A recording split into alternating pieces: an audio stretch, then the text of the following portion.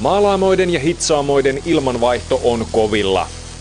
Hitsaamisen yhteydessä syntyy paljon erilaisia epäpuhtauksia huoneilmaan. Hitsaamossa ilmaa tuleekin vaihtua tunnin aikana 2,5–3,5 kertaa huonetilavuuden verran. Näin mittavassa ilmanvaihdossa suuri kustannuserä ovatkin suodattimet ja niiden vaihtaminen. Tästä voi kuitenkin päästä eroon. Olemme Peikko Finland Oyn hitsaamossa Lahdessa. Täällä käytössä on 3 kappaletta KRS THR ilmanvaihtokojeita. Yksi kojeista on ollut käytössä jo yli 20 vuotta ilman ongelmia. Kaikki kojeet ovat varustettu poistoilman lämmön talteenotolla sekä automaattisella pesujärjestelmällä. Molemmat ratkaisut tuovat käyttäjälleen säästöä.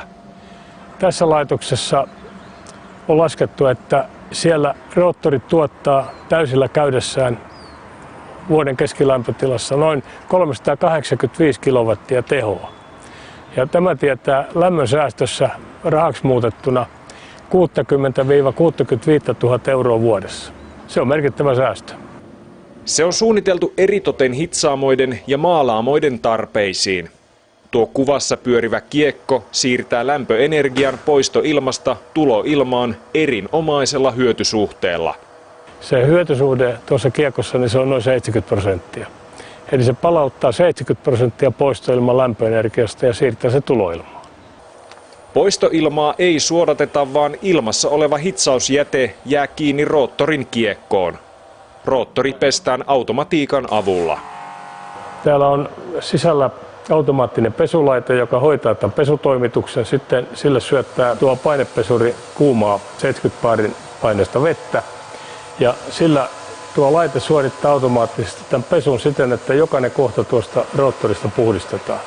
Pesuvedet valuu sitten tähän alhaalla olevaan keräysaltaaseen ja johdetaan edelleen viemäriin. Poistoilman suodattimien vaihtokustannukset voivat olla useita satoja euroja per vaihto. Pesuautomatiikka tarjoaakin kilpailukykyisen hinnan. Se on noin 2 euron luokkaa tämän kiekon peseminen.